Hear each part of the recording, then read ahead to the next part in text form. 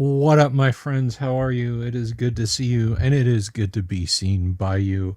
How are you on this late Thursday evening? It is I, Bill Sylvie, aka The Dungeon Delver, coming to you live from an undisclosed location somewhere in the swamps of chilly Central Florida.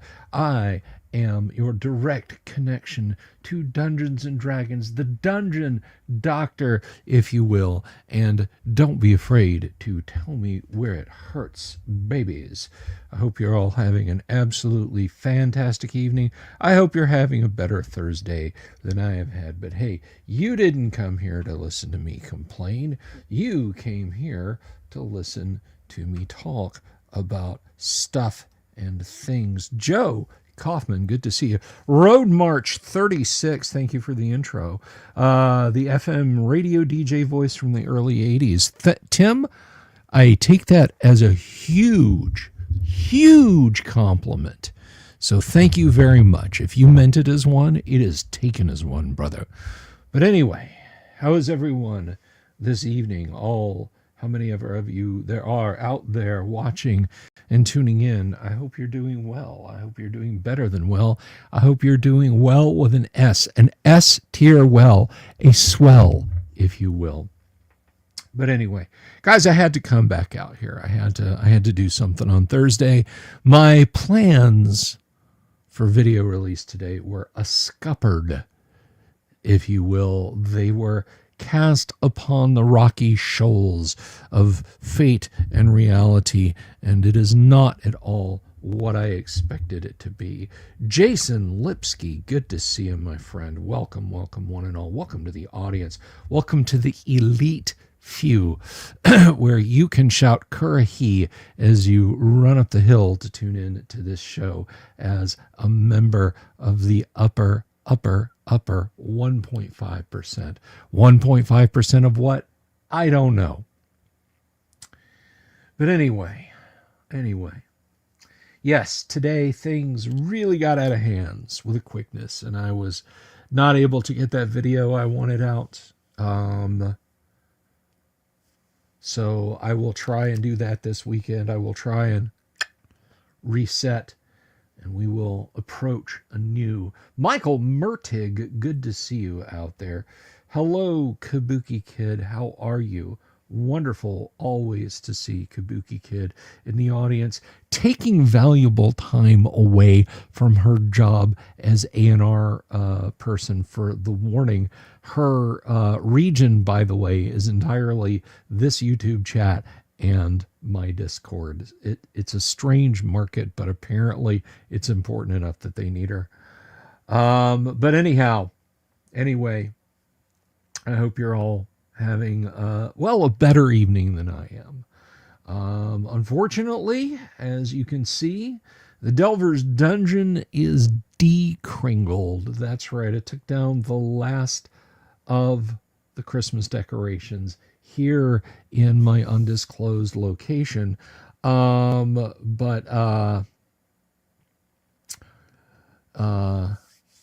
is what happens. That, you know, the season passes. I gotta say, my second favorite time of Christmas, I love the lead up to Christmas, as maddening as it can be. But my second favorite time of Christmas is the week between Christmas and New Year. Now, I know a lot of people out there, too many people, actually, you know, they're working Christmas Eve. They get up on Christmas morning. They do fun Christmas stuff. By Christmas night, they're thinking about the job that they have to go back to and work until New Year's Eve. And then they have New Year's Day off, and then they go. And God bless you. God bless you. If that's your thing. But for we happy few, whether you're retired, whether you're underemployed, whether you just have an exceptionally flexible schedule, whatever it is, that week between Christmas and New Year is a magical time. But the magic is the D&D spell confusion. Because you wake up on the 26th. odds are your house is a wreck. There's gift wrapping, there's boxes, there's warranty cards, there's new clothes draped over the back of dining room chairs, there's a fridge stuffed to bursting with various leftovers. And you realize that whether it's a Tuesday, a Friday, whatever, you don't have to go to work. So you start questioning things. Do I have to put my pants on? Do I have to get dressed at all? Can I just wrap up in this Christmas themed bathrobe that Aunt Sally seemed to think that I would want for Christmas, and just roam around the house? Can I have warmed up sausage and cheese balls and eggnog for breakfast? All right. Can I have brie cocktail weenies, water crackers, and some sliced roast beef for lunch, and then order pizza for dinner? Can I do that? And the answer for all of those days, from the 26th to the 31st, is yes. Yes, you can. You can do that. You can live in a time where the time of day and the day don't matter. So I sincerely hope you were able to embrace that no time, that null time, that quantum time, that Planck instant between the end of Christmas and the beginning of the new year, when things are just in a haze. Can I put in the DVD for Frosty the Snowman and watch it even though it's the 27th? Why not? Enjoy it. You're going to have to pack all this stuff up.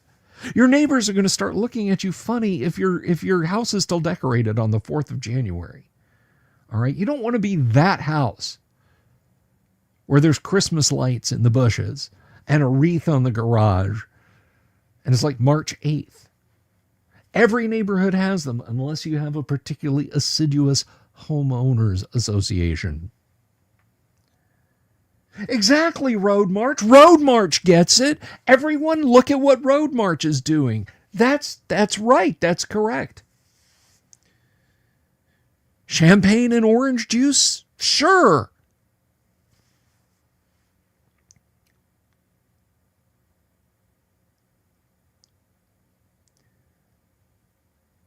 So you just embrace that. Someone mentioned my mind would change if I worked retail, and I have. All right, and I was talking to the missus about this. And I mentioned, I think I mentioned this the other night. I had an office job, and I had bought gifts from my father and left them at my office. Christmas gifts from my dad, Johnny Cash CDs. And I left them at my office. And on my way to my parents' house that Christmas, we stopped off at my office so I could pick them up. And I stood there in the dead silence of the office suite, looking out over the cubicles as I was standing.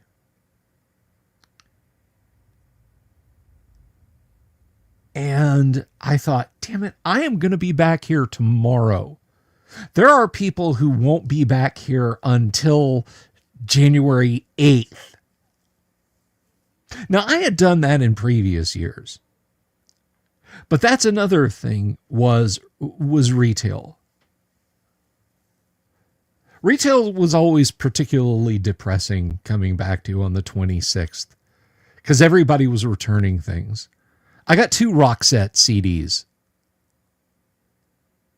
My aunt, my uncle, my grandmother all got me the single of Cotton Eye Joe as stocking stuffers. Can I have store credit for these?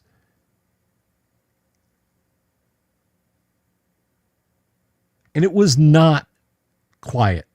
It was busy. It was busy in the mall. But anyway, That is the hinterland that we have departed, and now we are into the long, cold winter.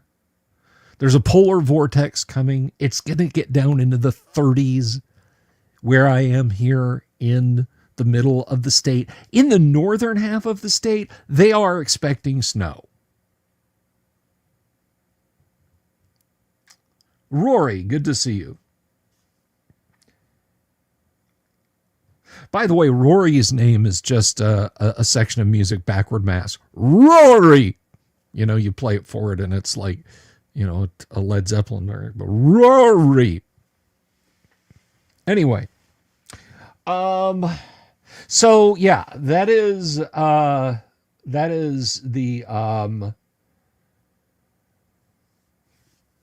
scene that you see before you, decringled. You'll see it recringled in 11 months if I'm still here. So, but anyway, yeah, Road March again knows what I'm talking about. Let's see, who is it? North of the Rockies. North of the Rockies, my New Year's resolution is to take down the Christmas tree before Valentine's Day. There you go, brother. Do I have enough heating to handle that? Yes. Last year, I think last Christmas, right at Christmas, like day before Christmas Eve and Christmas Day, it got down into the 20s.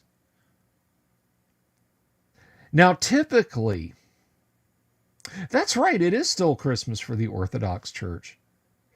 Isn't there, there's a sect that celebrates it in March also, isn't there? Yeah, I remember that too, Kabuki.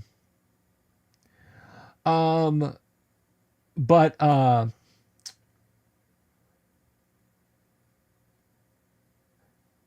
with one exception, I was talking about this being in the 90s ages ago. That is, it was ages ago in the 90s, but I talked about it the other night. But with one exception, we've not had white Christmases here in Central Florida. Typically, if it's that cold, it's because the clouds that usually hold heat in over our state have been blown away. So what that means is bitter cold temperatures, bright sunlight. Well, I hope you do that, the Drama Goblins. But anyway,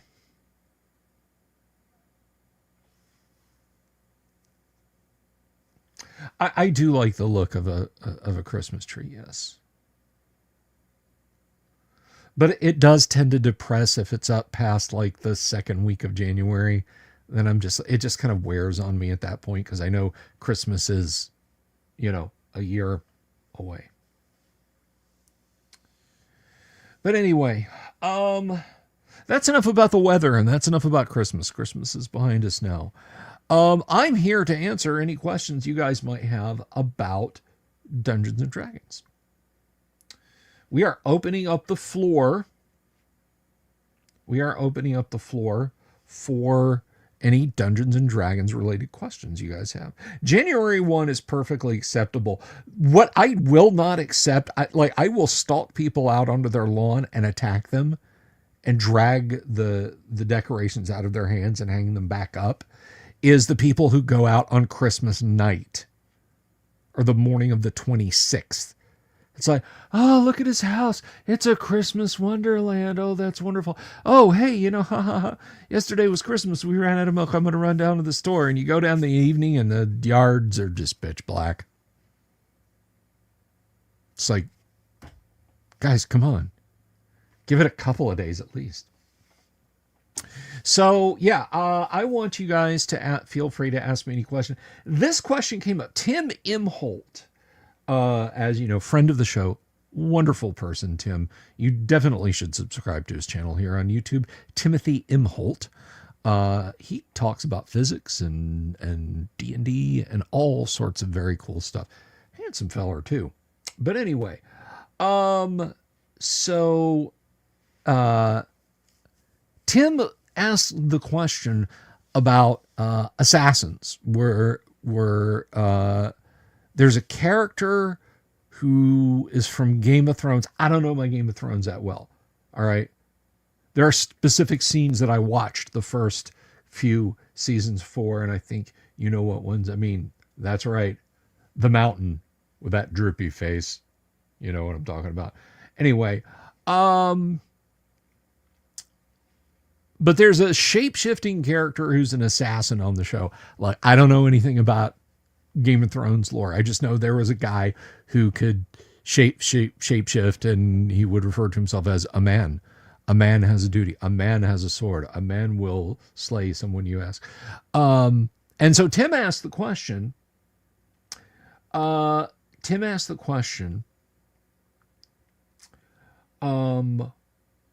What class is he in AD&D? And the answer is he is an assassin. And you say, oh, but he can do all this magical stuff. All of that magical stuff at a high enough level for an assassin. That assassin is capable of using magic user scrolls. So there is your answer, Tim. Assassins can use magic user scrolls, and that is where not a den of assassins, an assassin's guild with a very, very, very high level group of assassins would all have the ability to read scrolls. Maybe they all do like a custom ring of spell storing. It's like, you get a couple of charges of polymorph self in that ring. I am more of a, not your echo, not this, not now. All right, let's talk about Dwarven Magic User. A dwarf has a magic sword. He's using magic. There you go. Gotcha.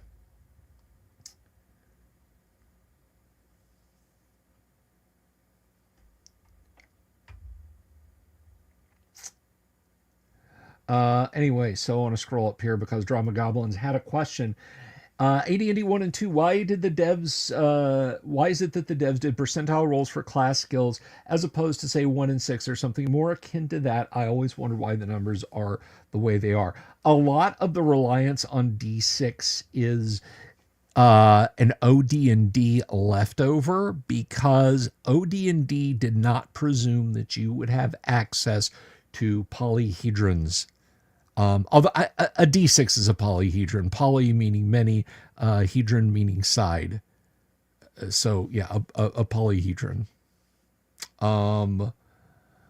But they presume that you would be cribbing your dice out of Sorry or Go or Monopoly or the Game of Life or what have you. Not that you would be ordering up one of those funny looking D20s. But they did provide for those. So by the time we got the funny looking dice everywhere and endemic, those systems were just left kind of as a standard method because there was no need to change them. Everybody knew you open a door with a D6. You surprise an initiative with a D6.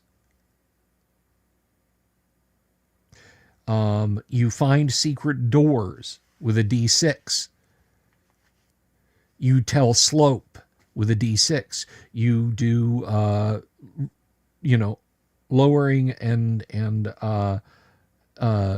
sloping rooms and passages and raising rooms and stone traps with a D6.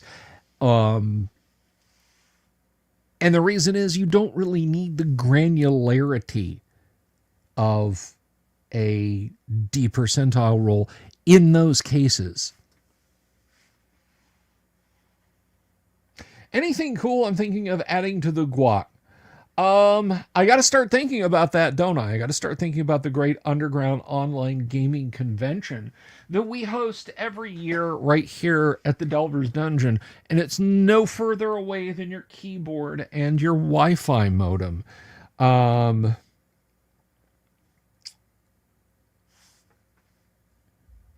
Anyway, this is definitely related enough. Odd. I hope this is related enough. How does the chainmail 2-hit rules work?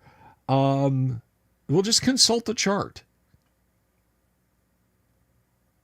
Fight as man +1 means you will add +1 to your die roll to hit.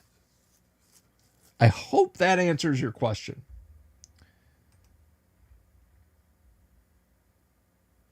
I haven't really thought anything much about the guac, if I'm being honest, other than I got to do it.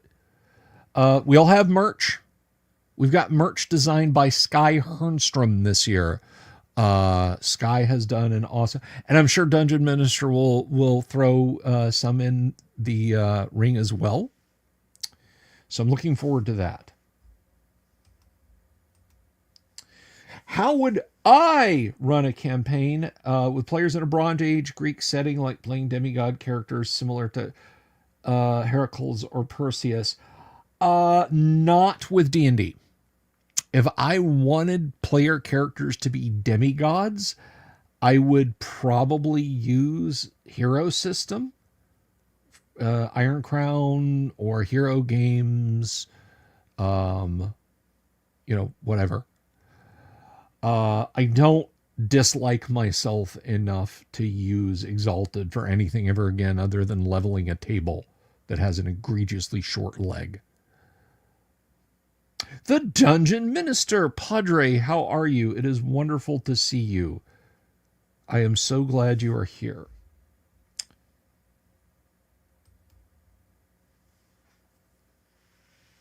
I'm glad you're here. Padre's good for morale. God knows I need some lifted up morale right now.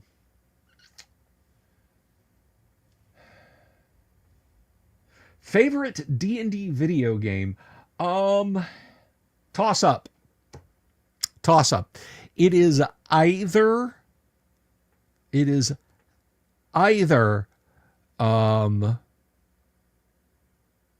Tower of Doom, the coin-op game, which you can get it on Steam now. It's a Capcom beat 'em up, D&D based, or Pool of Radiance.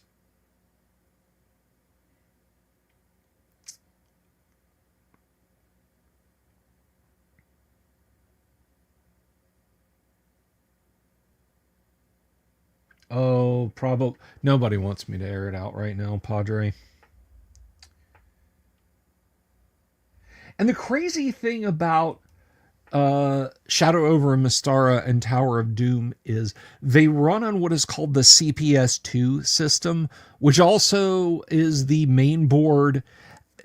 Now, here's something you have to understand about older arcade games, even into the early 90s. Older arcade games, it's not that easy to divorce the hardware from the software in some instances.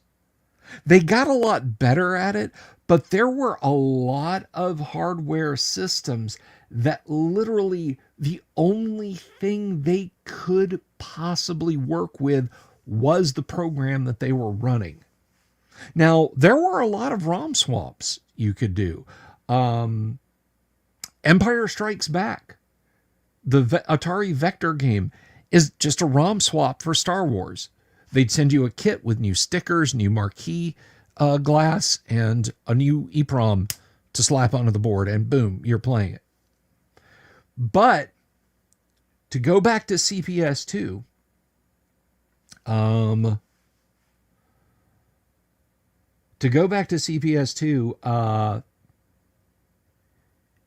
yeah, it is very geared to beat 'em ups. It is about big, giant 2D sprites and planar graphics. You could probably force it to do 3D, but the results would not be good. So, the fact that they got a role-playing game with branching storylines, because you can choose which areas to go to in Shadow over Mystara and Tower of Doom, out of the same system that does X-Men versus Capcom, Street Fighter, Street Fighter 2, Super Street Fighter Turbo, so on and etc.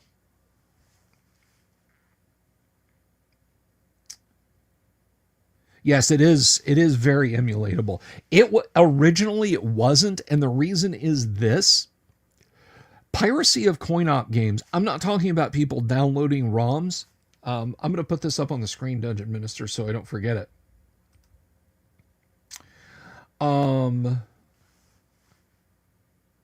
But piracy of the ROMs to play on computer wasn't a thing back in the 90s. Nobody did that. Nobody had the machine. Let me clarify. The early 90s. I was emulating when MAME supported 5 games. I had separate emulators for different video games. Like there was a separate emulator for Wizard of War. There was a separate emulator for Pac-Man, which got folded into MAME, and so on and etc. All these diverse projects sort of started coming together into MAME. But at that time, no, the problem was fully blown factories in the Far East, in Asia and elsewhere, would buy an arcade game or steal an arcade game, take it, disassemble, physically take it apart, and then dump the ROMs and copy the games and just start sending out pirated machines. Complete bootlegs of them. They would do that. Well, CPS2 from Capcom sought to overcome this. Basically, the cartridge, when you plugged it onto the board, and it was a cartridge, it was about this big, and it was kind of wedge shaped, and it just plugged down on the board. It then attached itself to a battery. If you lifted the cartridge off of that slot, it would discharge the battery and erase the ROM. So it was very, very, very, very, very, very difficult to emulate, because getting ROM dumps was very, very, very, very difficult. And what was worse was Capcom didn't think these batteries were lithium-ion batteries. And what would happen is, over time, those batteries would leak and destroy the boards. Capcom didn't care. Capcom made their games to last for a year or two. At most. They weren't interested in preservation. But let's get back to the crux of the question.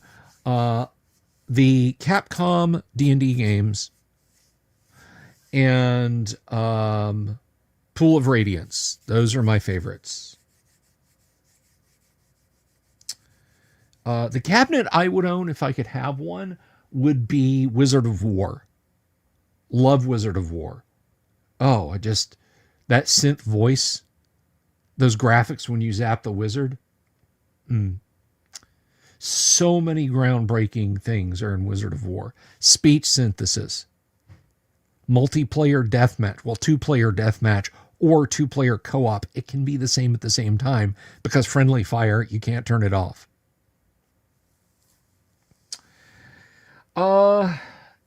Any theme for Guac 3? I don't know if I have a theme for the next Guac.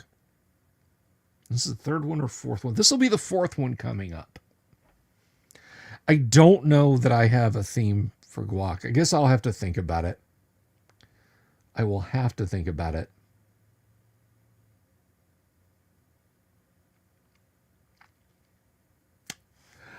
It was neither. It was Berserk. Kabuki, it was Berserk.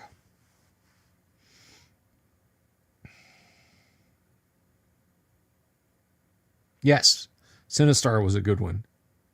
Relentless game. Brutal game. Nobody played Sinistar and got good at it. Nobody did. It had a score rollover bug that could if you activated it just right, that is, if you destroyed Sinistar exactly as you were dying, it would cause a stack overflow and give you 255 lives. That trick, if you knew how to do it, was the only way to play Sinistar for more than 30 seconds. 40 maybe. Nobody played Sinistar for long periods of time. It was a quarter eater. I don't know, Dungeon Minister. Just talking about guac right now is sort of soft announcing it. I'm just going to have to think about what I want to do for the official announcement, which I'll probably do in a separate video. Something to hang merch on? Yeah, there's definitely going to be merch. There'll be Guac 4 merch. Maybe I'll go with like a Led Zeppelin theme, you know? Led Zeppelin 4, Guac 4.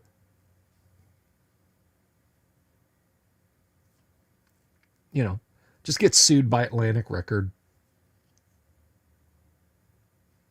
Has anyone beaten the wizard more than once in Dungeons of Daggerath? Dungeons of Daggerath is that's a good one. That's a good one. Dungeons of Daggerath.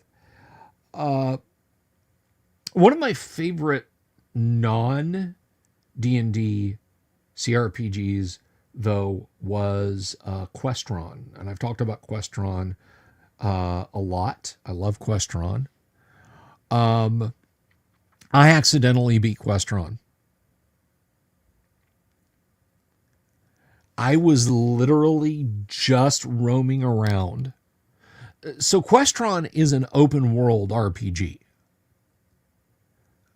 You can just go and fight monsters at random and do your own thing and set your own goals. I stumbled in to the boss dungeon of Questron and fell in a bunch of pit traps that dropped me down to the 4th and final level where the bad guy was in Questron and beat him. I didn't realize I was outfitted to do that.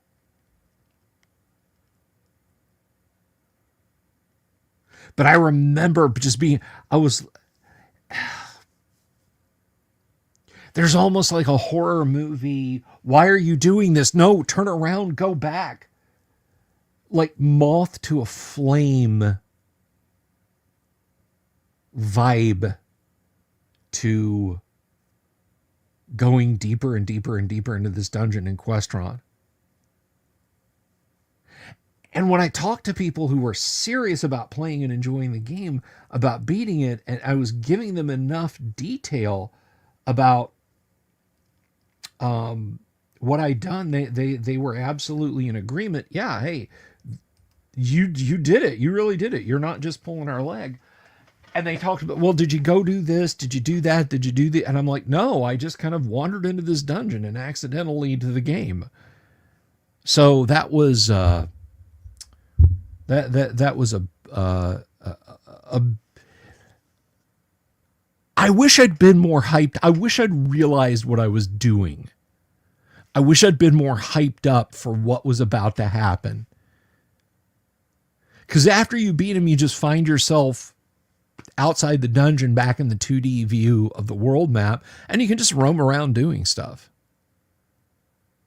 You get like a text box up on the screen that tells you what you did, but I was just like, oh, wow, I beat this RPG that I've been playing for months. But I liked it. I thoroughly enjoyed it. Yep, off grid, we're hanging out, burning the midnight oil.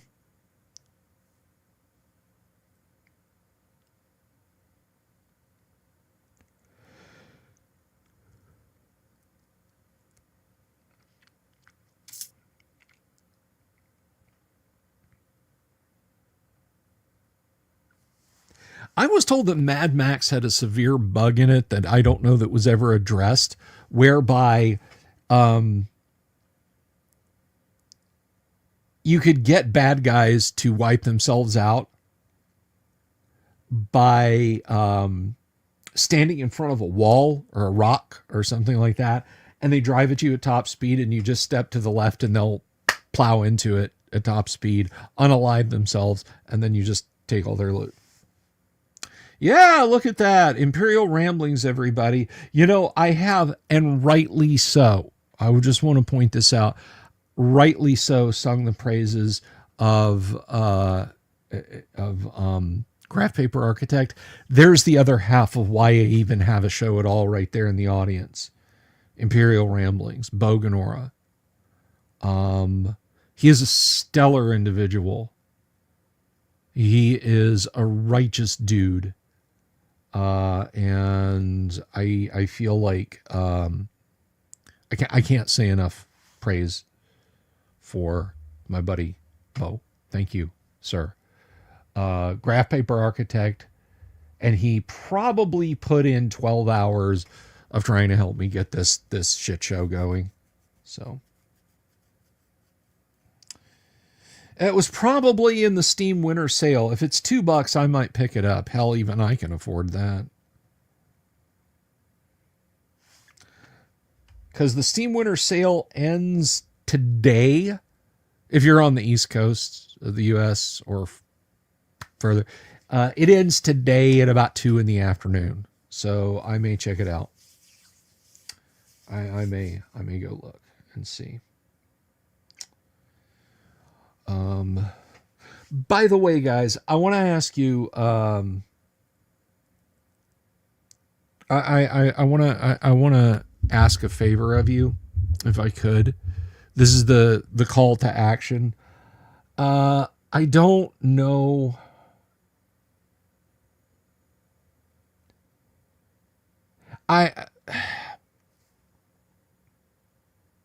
I don't know if it's just the result of taking the month off.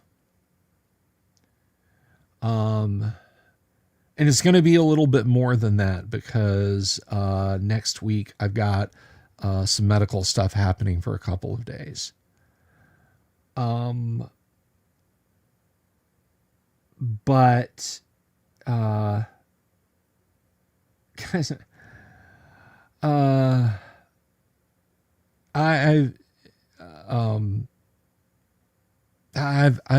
lost like 30 or 40 subs this month. And that really, really hurts. So if you guys would be so kind as to tell people that, hey, I'm still here. I'm still doing stuff. I'm still doing shows. I know you know, and I know.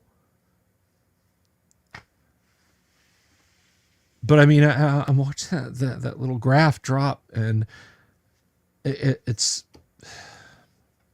so. Please, if you haven't already, click the subscribe button and click the bell icon for notifications. You can support the show on Patreon. I'll be giving you a reason to here in a couple of weeks when I get caught up with the modules. You can support the show for as little as $1 a month on YouTube or Patreon. I think it's $2 on YouTube. I haven't fixed that. I will fix that. So just tell folks to give the old Delver a holler if you like AD&D chat and other kind of general nerdery.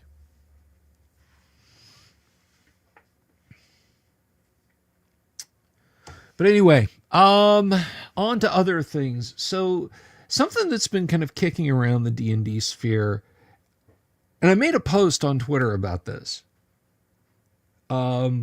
X, excuse me. I made a post on X. And I said, Knoll bandits are attacking the village. Knoll bandits are attacking the village. Why is that a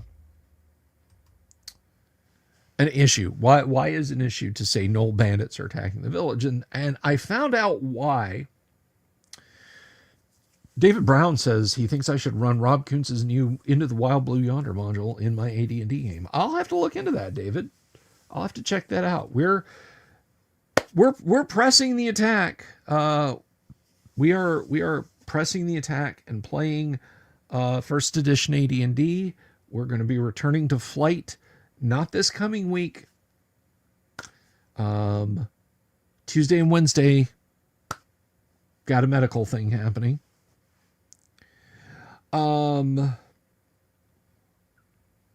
But yeah, we're going to be getting back third week of January, good Lord, to play some first edition AD&D. I don't know, Rory. Thank you, Kabuki. So the question, or the statement, was raised, and let me see if I can find this. Give me just a moment.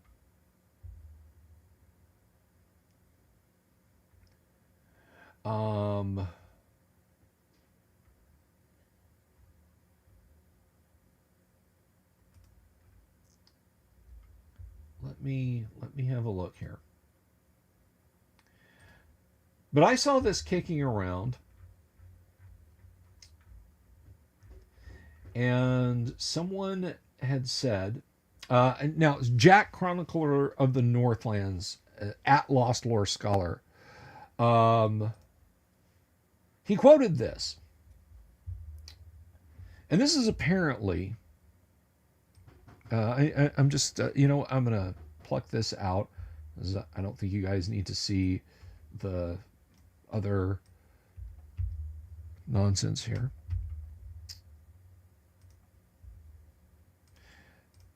But this is from a D&D book. Well, to be fair, it's from a role-playing game book. And it's up there in bright red letters, anti-colonial play.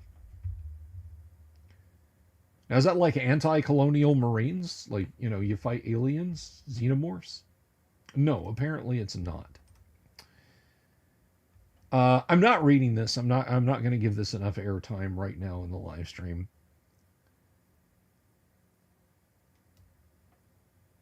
But over here in this side of the column, we are told, those deep historical faults at the heart of the games we love make for tired derivative storytelling, but by keeping a handful of course corrections in mind, we can move away from those old faults as we build better game worlds. Very newspeak, very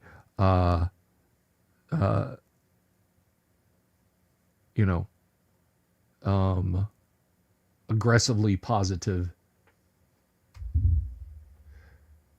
Avoid monolithic ancestry cultures. All elves, dwarves, orcs are the same in favor of a broader cultural worldview. Use ancestries as adjective. Knoll bandits are attacking the village rather than gnolls are attacking villages to force narrow morality onto sapient creatures. These sapient creatures are monsters. They're monsters. They are monsters. They are drawn from myth. They're drawn from myth and legend. If you, listener, viewer, are fucking out there and you are looking at a picture of a man with a pig face and tusks, and his tribe is called the Leg Breakers, the Flesh Terrors, the Skull Splitters, the Bloody Sons, and you say, that's a stand-in for black people, I'm not the racist. You are. If that's what you do. Looking at a gnoll and saying, you're dead, that's just...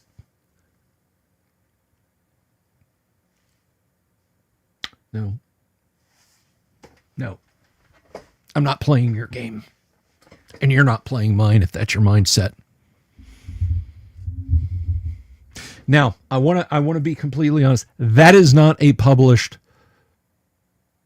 D&D 5e book, to the best of my knowledge. That's somebody. There are harebrained third-party products from every walk, from every political bent, from every direction.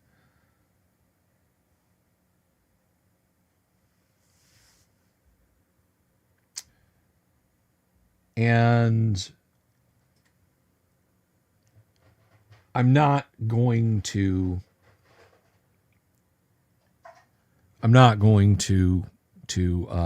stoop to their level, but I posted when I had seen a snippet of that paragraph. I posted on Twitter the simple statement: Knoll bandits are attacking the village.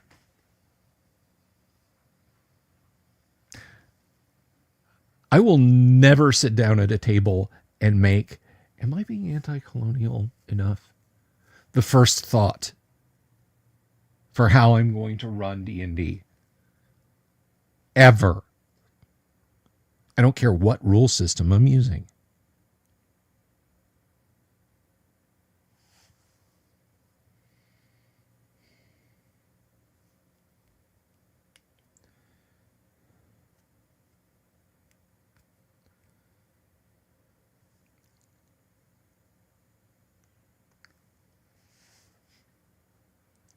Yes, but north of the Rockies, they wouldn't get the word count. You wouldn't get the struggle session. You wouldn't have a page to tear out of the book, crumple up, and throw in your fireplace if they simply said, you're free to include whatever non-evil if it suits your campaign.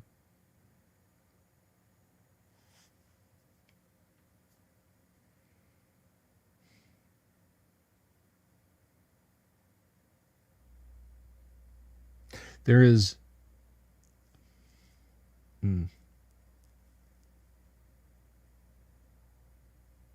these things are made up. They're fictions. They don't exist.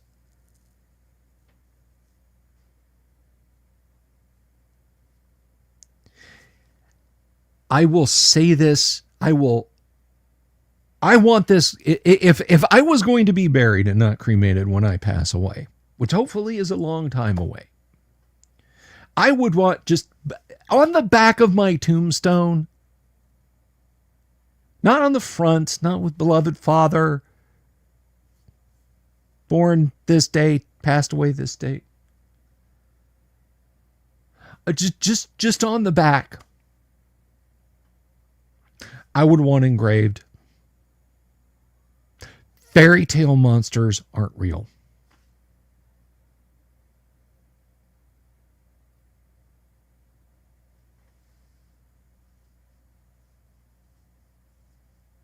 You, not you people, I will not be guilted into not enjoying D&D the way I want to.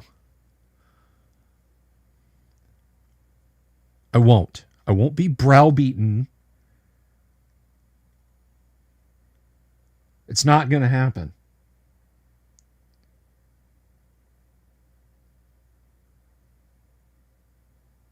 Let me tell you something. When I hear about people's, this popped up a few years ago, but it has died off. People were leaning heavily into the short stack goblin mommy thing as a tongue-in-cheek, like, goblin waifu.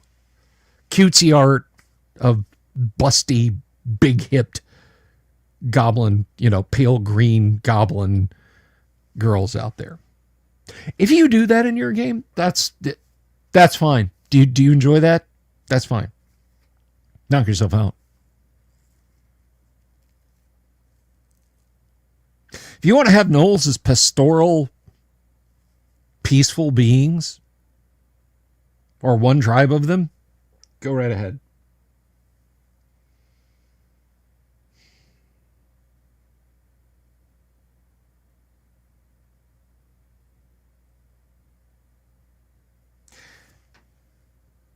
I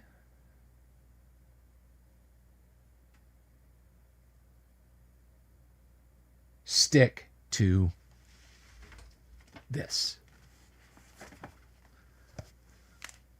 It is a monster manual. The nomenclature in D&D is anything you encounter before you know what it is. If it's alive, counts as a monster. Men, including pilgrims and merchants, are in the monster manual. Friendly wood spirits who wouldn't hurt a hair on your head are in the monster manual. Because that's how that works. Somebody up the chat, Chris Anderson, said, just now joining, no chat. Chris, most of the chat is over on YouTube. But I see your chat, Chris. Hi. Welcome. Would you please come over to YouTube and subscribe to my channel for more rants like this? Road March, I've been ranting. Calvinoni, hello, just snuck in.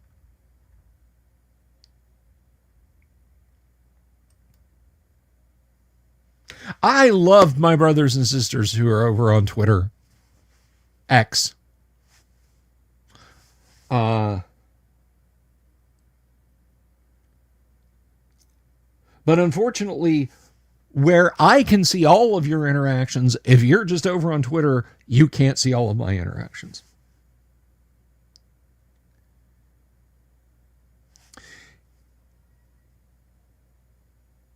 And you might wonder why the crux of my anger, guys,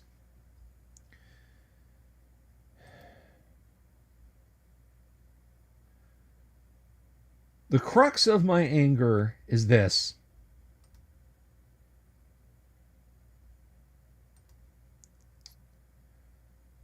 Dungeon Minister, I just saw that piece of computer art you sent me. I absolutely love that.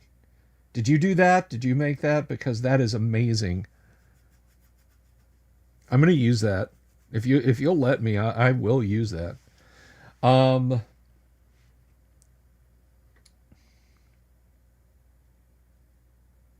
The push to make games this way.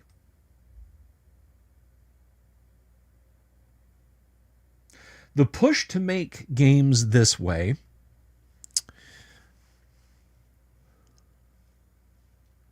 drives out anyone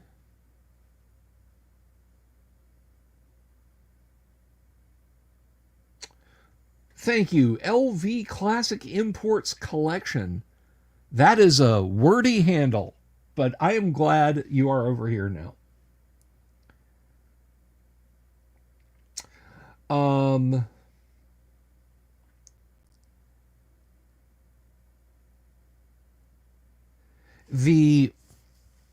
The idea is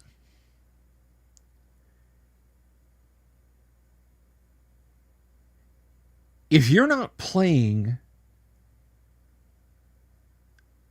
your game anti-colonially, you're probably a bad person. You don't want to be a bad person, do you? Bad people don't get invited to the game shop. He's using dog whistle words. Did you hear him say no bandits?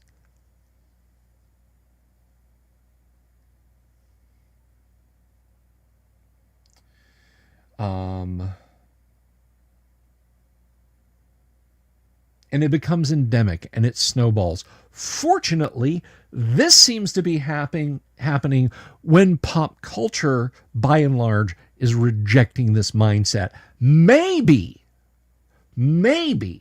TTRPGs can become a place, once again, where everybody can just sit down and have fun and not worry about the politics of the moment.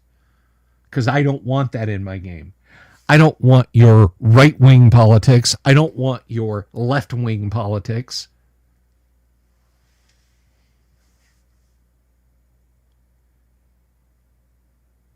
If you tell me with a straight face that your knight's name is Donald, and he wears a red helm, and he's going to make Ferriondi great again, I'll tell you to pound sand. Just like I'll tell you to pound sand if you're like, oh, is your game anti-colonialist?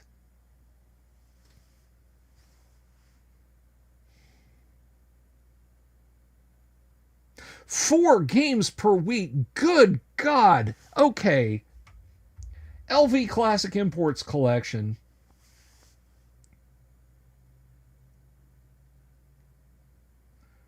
Four games a week, 6 players in each for combat veterans through the VA.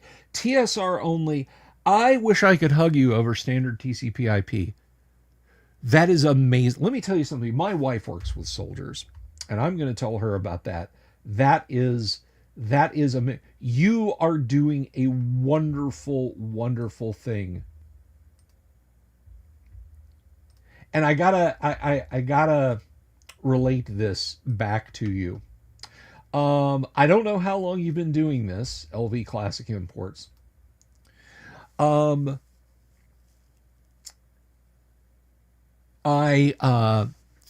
back in 2005, 2006, in the Green Zone, there was a tabletop gaming convention held by active duty soldiers in the Green Zone in Iraq, in Baghdad, called Ziggurat Con. And so the call went out. We would like stuff. Games, RPG books, dice, pencils, dry snacks that will ship. And of course, because you're sending stuff to people in the military via APO, there's no shipping. We loaded up a box of like 2 sets of 3rd edition rule books, beef jerky, peanuts, dice, pencils. We threw everything in there.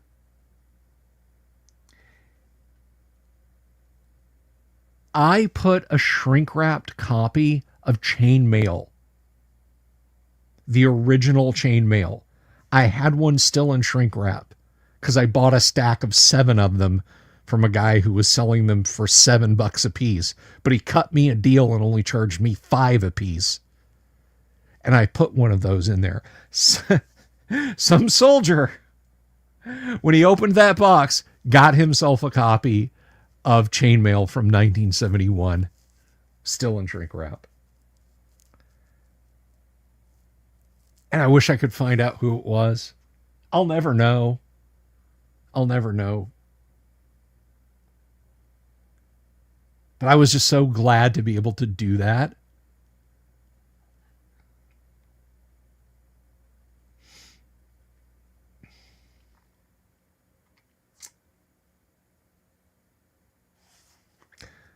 But anyhow,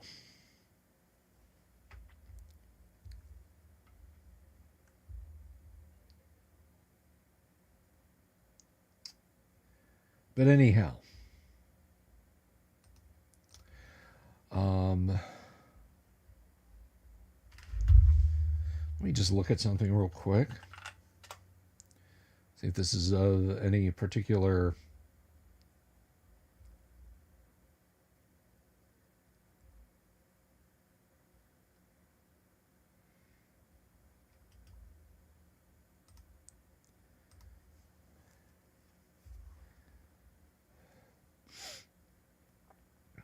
Okay.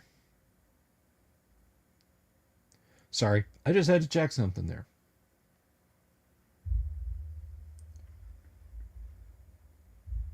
Well, that's excellent, LV.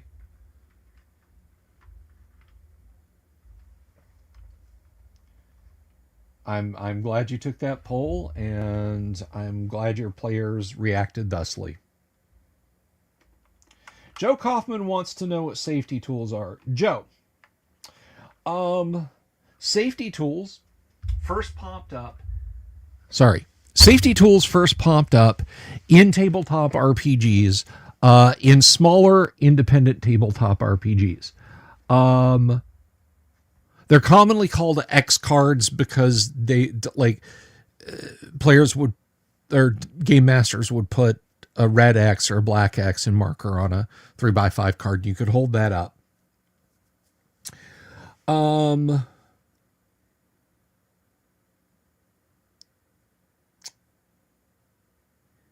And the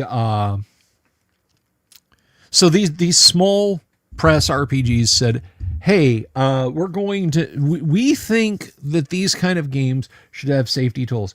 So if the game master is describing that your group is being attacked by giant spiders and you are arachnophobic, you can hold up the X card and say you have to stop. I can't handle that. Make them giant creatures.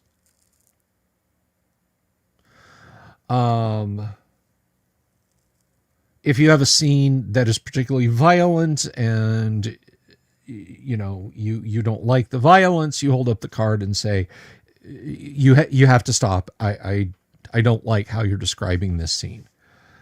Well, the interesting thing was, if you go back and you look at where this all came from, it came from the BDSM community. Safe words for people practicing BDSM. They said, well, we should just apply that to tabletop RPGs.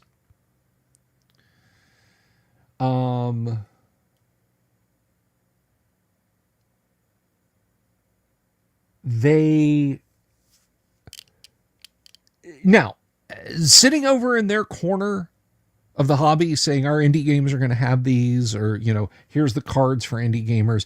That's one thing. They have pushed it up to the point where it is almost spilling into most mainstream TTRPGs. Mainstream, rather, TTRPGs. If you're terrified of spiders, don't play Latro. No kidding. I think it was like one of the first things you can run into in Skyrim are those giant spiders you can see like in the woods. And underground, like you have a mission like right off the bat, you have to get one of those dragon claws to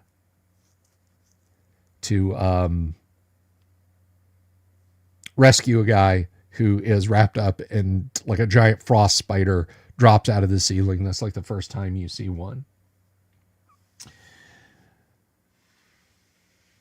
They are, okay, so they have been written into the rules of D&D. I don't need BDSM rules in my D&D game. I don't. Don't need them, don't want them.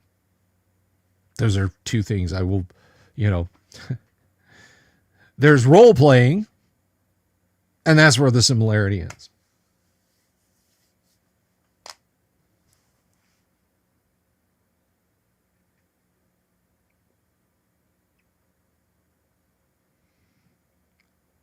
One of the first mods that ever came out for Skyrim, I mean, literally one of the first mods. And I was actually okay with this because it's not like you have to download the mod. It's not like the mod is auto-applied and you have to uncheck it. Somebody literally just went in and the 3D model for the frost spiders in Skyrim were swapped out for the 3D models for rabbits. The rabbits that you see in Skyrim. It was a quick fix. It was literally just like a few lines of script code. So that was it. And I was okay with that. We'll see you around, Joe Kaufman. Take care.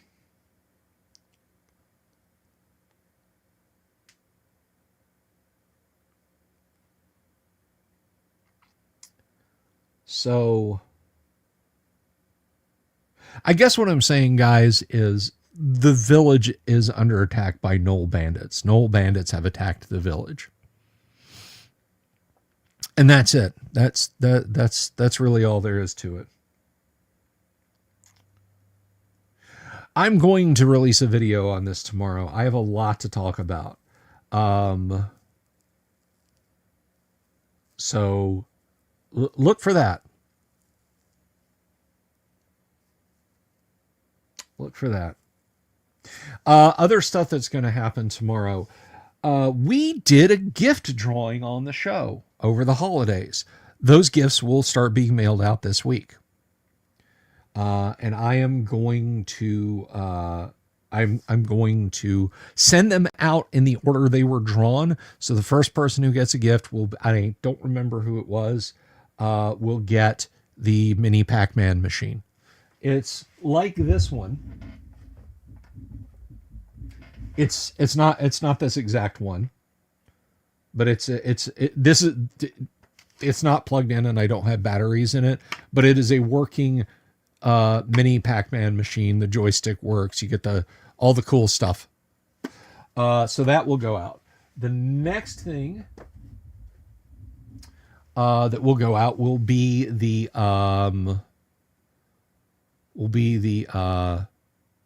dragon. I have one of these. This is the dragon from the Holmes Basic set. It's a miniature put out by WizKids. This will go to well, I know who it is, but I don't want to out them. So we're sending out one of those. And then the Gundam model, the Mobile Sumo Gundam model, will go out. At the same time, the Feast of Heroes cookbook goes out. Rob Turner, Robovsky Turner, Rob, Banana, Bob. So all those will go out. And I do want to reiterate, this is the last time I'm going to bring this up. This will be the last time I mention this, but the first and second edition AD&D libraries, the physical books, all the core books for first edition AD&D, and enough second edition that you could at least run a pickup game. So there's a Dungeon Master's Guide, there is a player's handbook, and there is a deck, an unopened deck of random encounters. So there's technically a monster manual. Those will be going to the people whom I selected to give them to. So that's all going to be taken care of, and God knows I need the shelf space back that those books are going to free up. So I'm excited about that. I'm excited about sending out those AD&D books.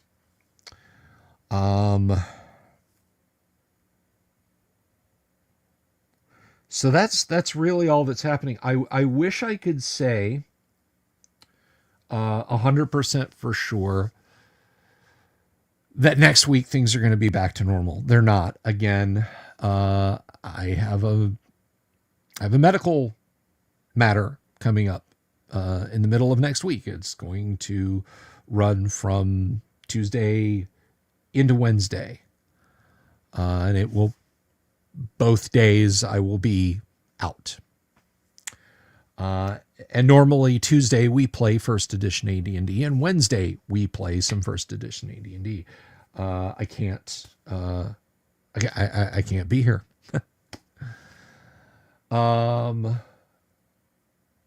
Monday I might do a little live stream, little catch up, little talk to you guys about the week, so you guys don't forget that I still exist.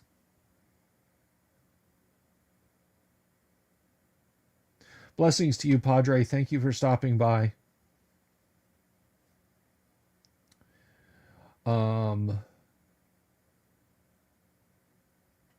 It's always, yes, Robert, it's always the author's barely disguised fetish.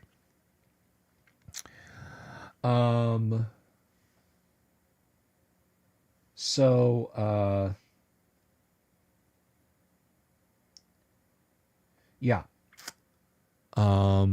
Monday, just talk to you guys for a little bit. And then I'll be back on Thursday and then Friday. And then from that point forward, we'll be running along normally.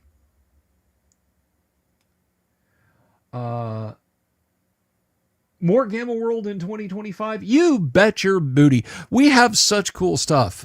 Somebody asked night before, whenever the last time I streamed was, somebody asked about Star Trek. Like, would we do a one-off of Star Trek?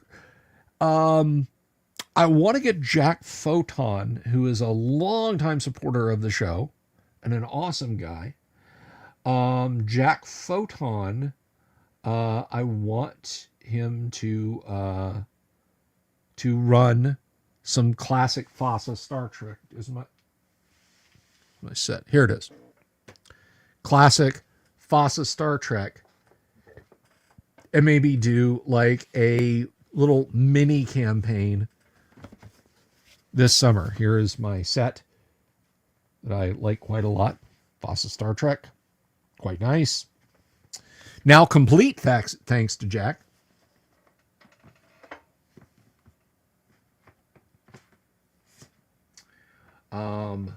Because the star maps were not in there.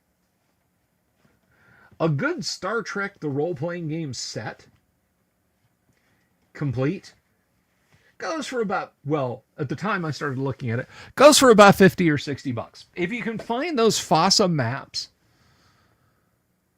that they sold separately, I guess because people kept losing them or they wanted bigger Star Trek maps, on eBay, they're almost always in their original packaging and they go for about 60 or 70 bucks. And I was not going to buy another Star Trek, the role-playing game set to make incomplete to complete that one.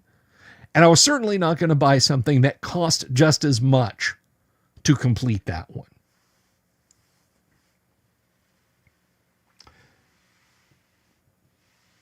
Hey, good luck, Drama Goblins. Good luck. That's easy, man. They'll unzip you and pop that right out. You'll be fine, brother. Had a huge one like the size of a Tangelo taken out of my neck about 14 years ago, 15 years ago. Best thing I ever did. God, that thing was horrible. So, yeah, in 2025, Jack Photon will be running some classic FOSSA Star Trek, and I'm very excited about that. We may do some Star Frontiers. We may, Sci-Fi Friday may shift to Star Frontiers. In October, though, 4 weeks, 4 sessions, 4 games of Shocktober Call of Cthulhu horror role-playing. And this year is going to be a real mind screw. I like it quite a lot.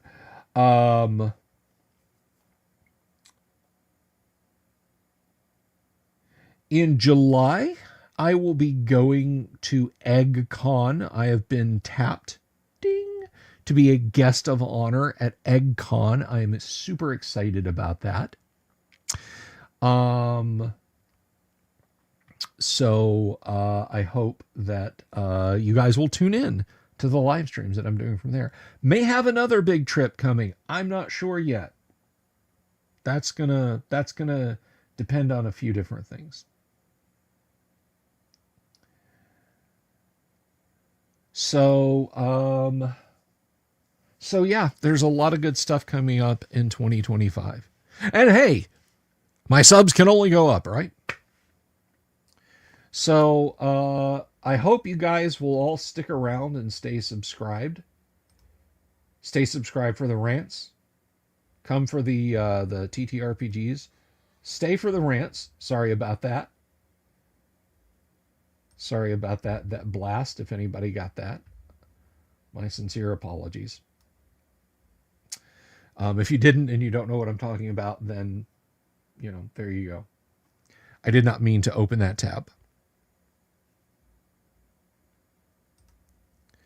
But anyhow, I think I'm going to go ahead and wrap it up there, guys. I'm going to get horizontal and try and get some rest because I had a really, really hard day today. And tomorrow's going to be kind of hard too. So you guys take care of each other. I will be back tomorrow night. There's a question of whether or not we're playing Gamma World. I'm going to talk to the Gamma World crew. And if the Gamma World crew wants to play, well, guess what? We'll play. So be good to each other, everybody. Please, please be good to each other. Like, subscribe, tell your friends. Join us for our next show. I love you all. Please take care of each other, and I will see you tomorrow. Peace. Good night. Have you seen my owl bear?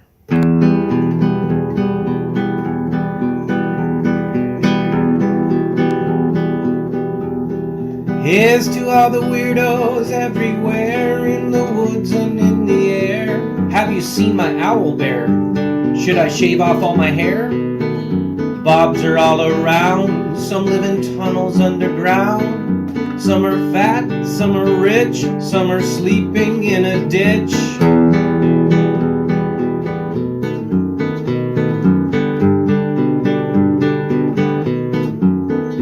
Can you ride a crooked horse without a saddle, way off course? Naked as a toad, all the way to Smoky Joe's. Have you seen the little creep driving fast in his little green Jeep? He smells like fish and brandy, but his rotten teeth look dandy. Take me to the show, I don't care if fast or slow. From action flicks to dancing dicks, just take me